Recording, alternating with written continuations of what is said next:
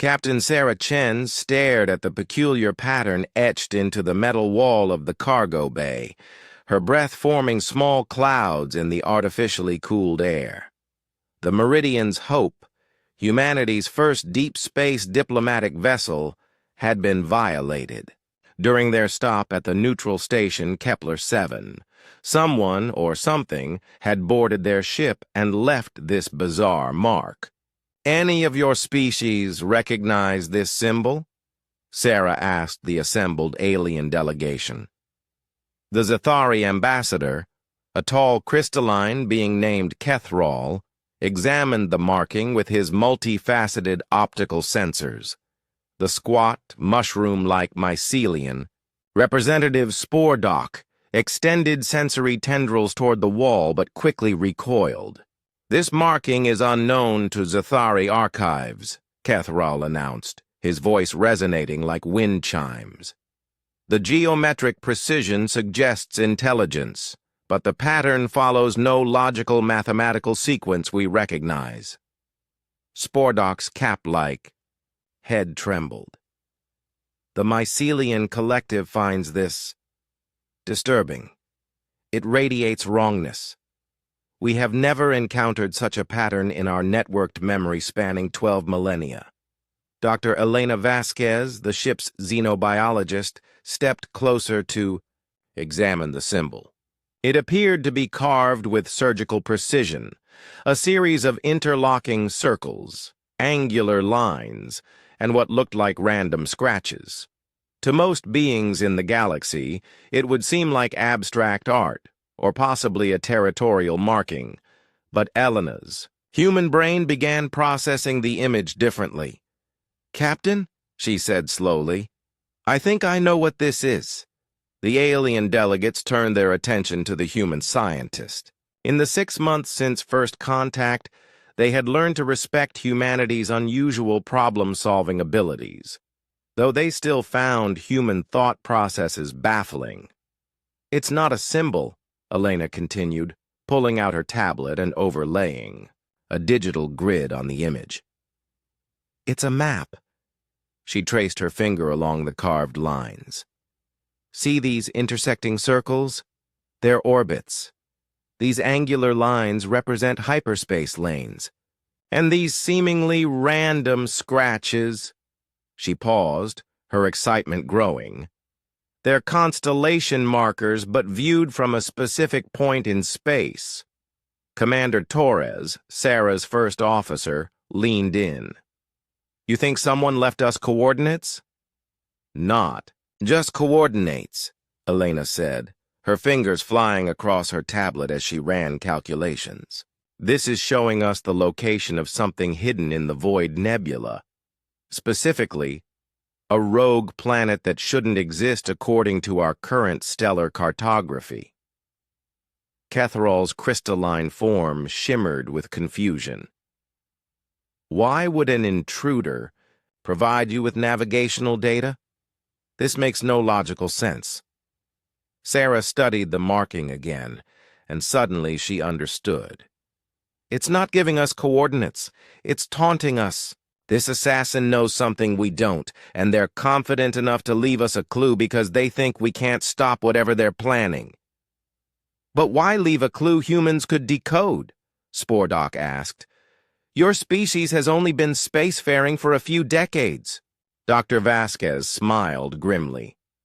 "Because humans are pattern recognition specialists. We evolved as persistence hunters.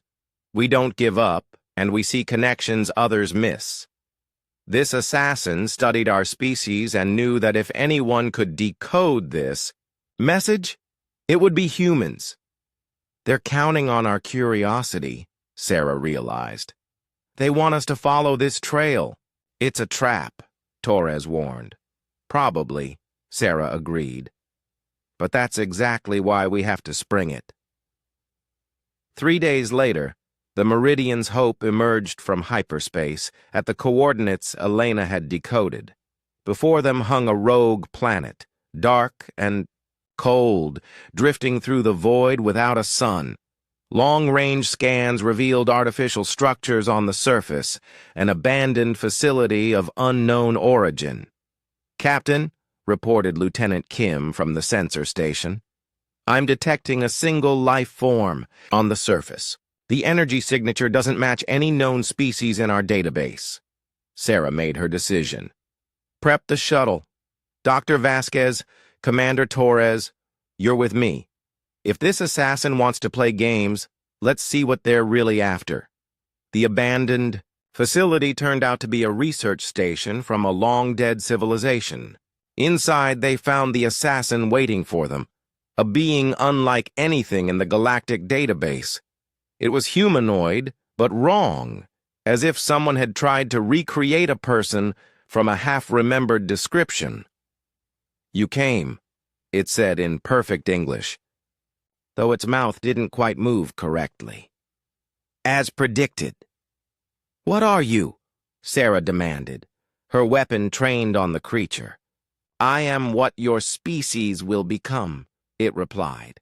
"In 7,000 years, humanity will perfect genetic modification. They will attempt to create the perfect killer, the perfect spy, the perfect assassin. I am their greatest success and their greatest failure." Elena's eyes widened. "You're from the future." "A future," it corrected. "One of many possible timelines. I came back to prevent the war that destroys half the galaxy. Your diplomatic mission will fail, Captain Chen. In 6 months, first contact. We'll turn to first blood." Unless what?" Torres growled. The creature gestured to a device behind it, clearly alien technology, but somehow familiar. "This research station belongs to a species that perfected temporal manipulation before. They went extinct. I stole this device from my timeline to change yours, but it requires a living consciousness to operate, and the process is fatal." Sarah studied the being that claimed to be humanity's descendant. "Why should we trust you?" "Because," the assassin said, "humans always do the right thing, even when it costs them everything. That's why I left a clue only your species could solve. You're the only one stubborn enough to walk into an obvious trap if it means saving others." The creature stepped toward the temporal device. "The war begins when the Zathari discovered that humans can process quantum probability in ways that threaten their technological superiority. They strike first, claiming it's a preemptive defense. Billions die." Sarah looked at her team, then at the alien delegates who had insisted on joining the away mission despite the danger. Kethral's crystalline form was trembling with what she had learned to recognize as fear. "If this works," the assassin continued, "you'll prevent the war by proving that humans use their unique abilities to protect, not conquer. But someone has to stay behind to operate the device." Without hesitation, Sarah stepped forward. "I'll do it." "No," Elena said firmly. "This is my discovery, my responsibility." The assassin smiled, an expression that looked almost human on its alien features. "See? Even now you argue over who gets to sacrifice themselves for others. That's the most human thing of all." In the end, they found a third option, something the assassin hadn't considered. By working together, all 3 humans could share the temporal load, reducing the lethality while still providing enough consciousness to power the device. As the machine activated and reality began to shift around them, Sarah caught a glimpse of the future the assassin had described and then saw it change. In the new timeline, first contact led to lasting peace, with humanity serving as mediators and problem solvers for a galaxy that finally understood the value of different perspectives. The last thing Sarah saw before the temporal wave hit was the assassin fading away, its mission complete. In its place stood a monument to the unknown species that had built the research station, with a new plaque bearing a simple message in a dozen languages. In memory of those who chose sacrifice over safety and hope over fear.